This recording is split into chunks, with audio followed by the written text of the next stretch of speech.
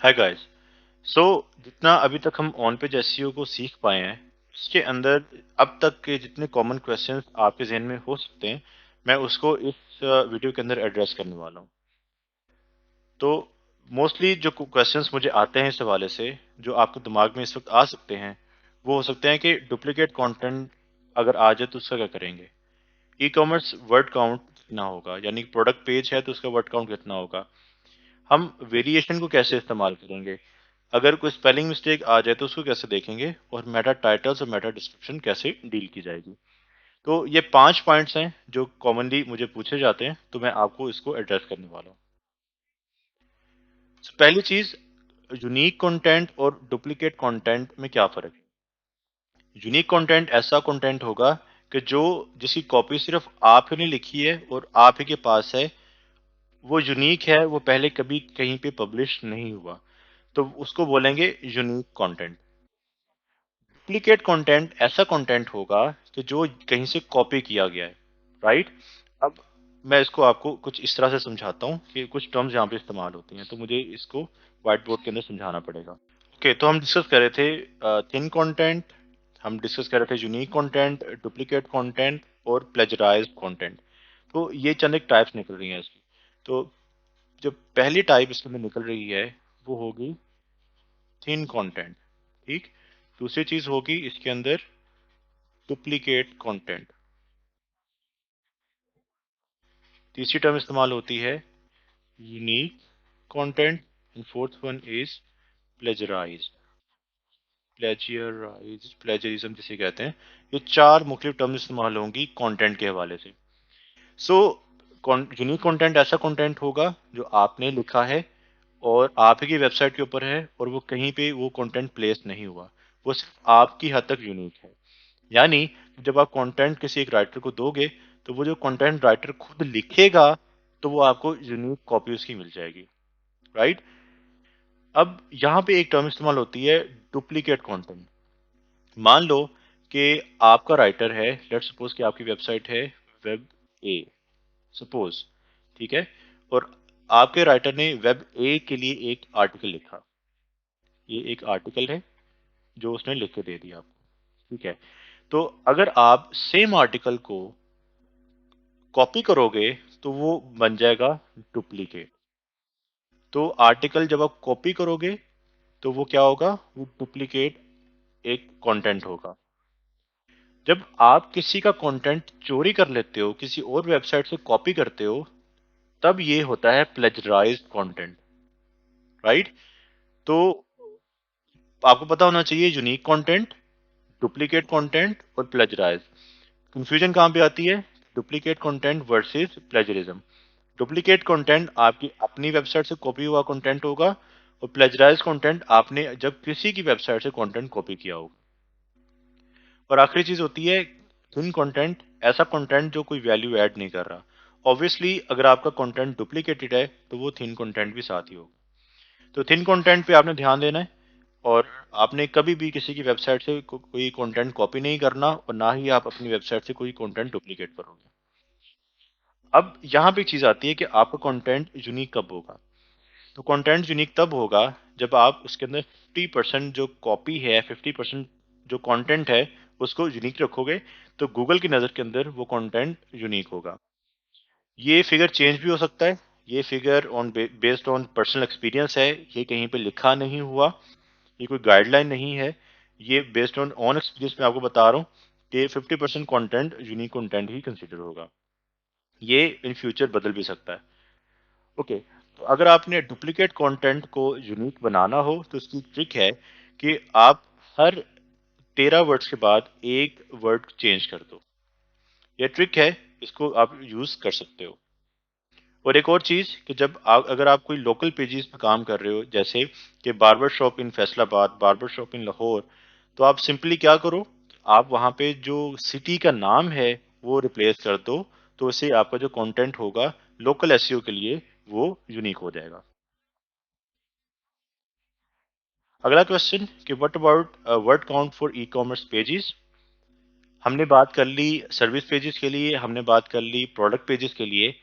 अब बात हो हमने बात कर ली सर्विस पेजेस, हमने ब्लॉग पोस्ट की बात कर ली।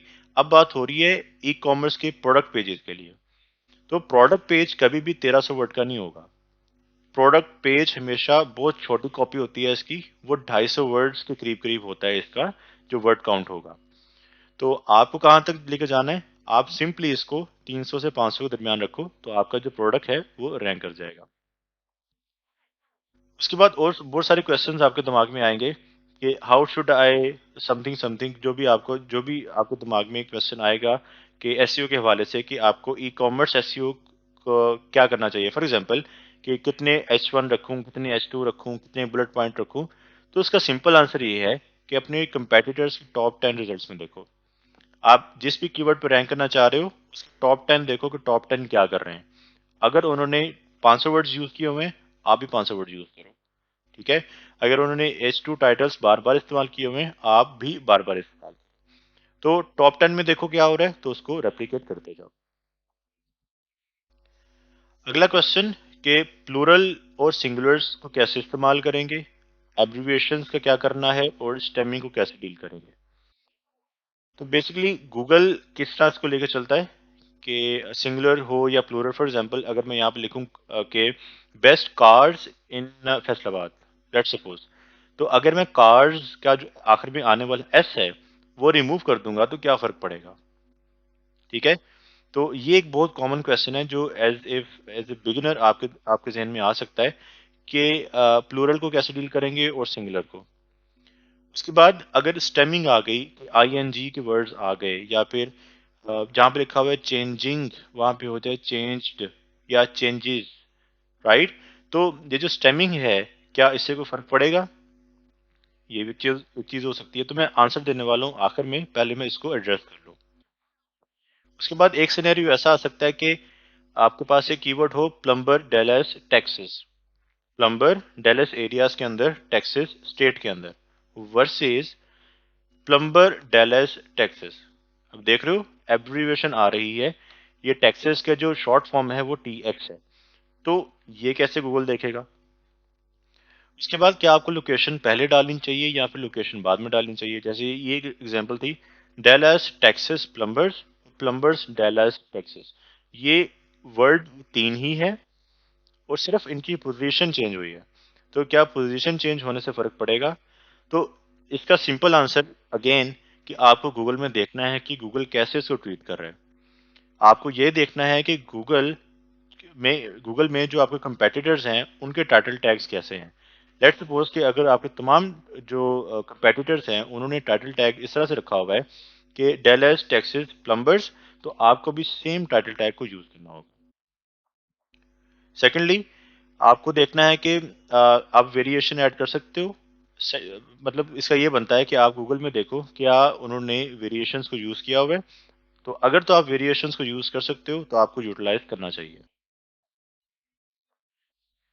नेक्स्ट क्वेश्चन कि जैसे अगर कोई मिस स्पेलिंग चल रही है तो क्या आप उसको किस तरह से लेके चलोगे, उसको क्या करना है, उसको कैसे डील करना है। तो वो इसके अंदर इसकी गाइडलाइन लिखी हुई है कि misspellings slash words you don't want seen, आप चाहते भी नहीं हो कि आप अपने कॉपी में ऐड करो लेकिन उसके ऊपर रैंकिंग हो रही है।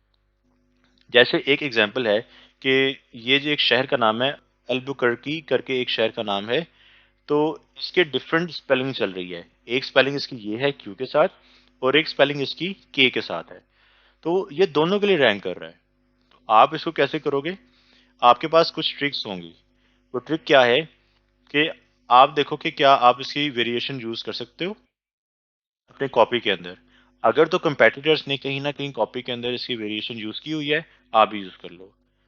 सेकेंडली आप इमेज टैग्स के अंदर उसको प्लेस कर सकते हो, जो उसकी मिस स्पेल्ड वर्ड था वो इमेज टैग के अंदर आ जाएगा। या फिर आप इमेज फाइल नेम को रिप्लेस कर सकते हो उसके मिस स्पेल्ड नेम के साथ। उसके बाद एक ट्रिक के जरिए से भी अपनी कॉपी के अंदर इसको लिख सकते हो।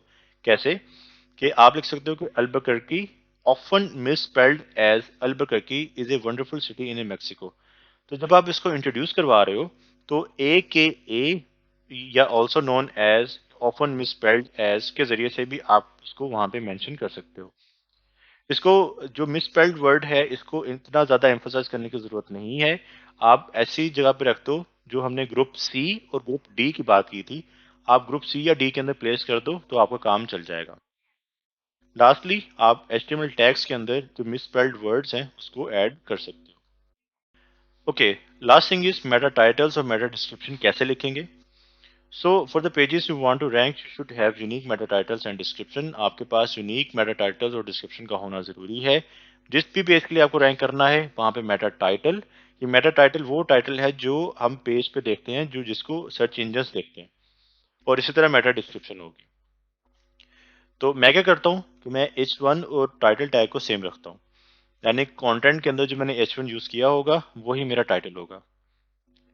मेटा डिस्क्रिप्शंस मैं क्या करूंगा कि मैं जो कॉपी मैंने लिखी हुई है मैं उसी से निकाल लूंगा। मेटा डिस्क्रिप्शन बाज़ दफ़ा आपको ओपन ग्राफ टैग के अंदर भी नजर आएगा। अब ये ओपन ग्राफ टैग क्या है, मैं आपको सजेस्ट करूंगा कि आप गूगल करो तो आपको कुछ आइडिया हो जाएगा।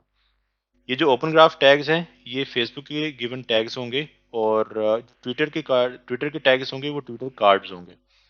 तो हमें दोनों ही चाहिए, हमें ओपन ग्राफ टैग्स भी चाहिए और हमें ट्विटर कार्ड भी चाहिए। To get Google to use the meta description that you want, use text from the page। वही बात कि आप पेज में से टेक्स्ट को निकालोगे और अपने मेटा डिस्क्रिप्शन के अंदर ऐड कर दोगे। अब इस हवाले से कुछ ट्रिक्स हैं कि लेट्स सपोज आप कोई एक कीवर्ड को प्लेस करना चाहते हो अपने टाइटल के अंदर, लेकिन जो टाइटल टैग होगा उसके जो आइडियली जो लेंथ होनी चाहिए वो 60 से 70 कैरेक्टर होने चाहिए।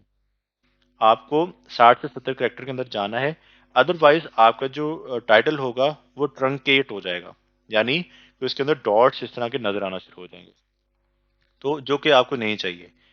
तो आप क्या कर सकते हो, आप अपने टाइटल टैग के अंदर, क्योंकि 60-70 के बाद यूजर को इसका टाइटल नजर नहीं आ रहा होता, तो आप अपनी जो टाइटल टैग है उसकी लेंथ को बढ़ा सकते हो, बट ये कोई अच्छी प्रैक्टिस नहीं होगी। इसी तरह से आप क्या कर सकते हो कि मेटा डिस्क्रिप्शन के अंदर एक या एक से ज्यादा मेटा डिस्क्रिप्शन लिख दो। तो इससे होगा क्या कि आपका जो मेटा डिस्क्रिप्शन के अंदर जो मिसस्पेल्ड वर्ड्स होंगे या फिर वेरिएशंस होंगी, आप उसको वहां पे प्लेस कर दोगे तो आपकी जो रैंकिंग्स है उन वेरिएशंस के अंदर भी आना शुरू हो जाएगी। तो मेटा डिस्क्रिप्शन आपको कॉपी से उठाना है, लेकिन अगर कहीं पे आपको इसको मैनिपुलेट करना पड़ता है तो आपके पास ये दो प्लेसेस होंगी जिसके अंदर आप इसको मैनिपुलेट कर सकते हो। मेटा टाइटल रिकमेंडेड नहीं है, मेटा डिस्क्रिप्शन के अंदर हाँ आप इसको थोड़ा बहुत मैनिपुलेट कर पाओगे।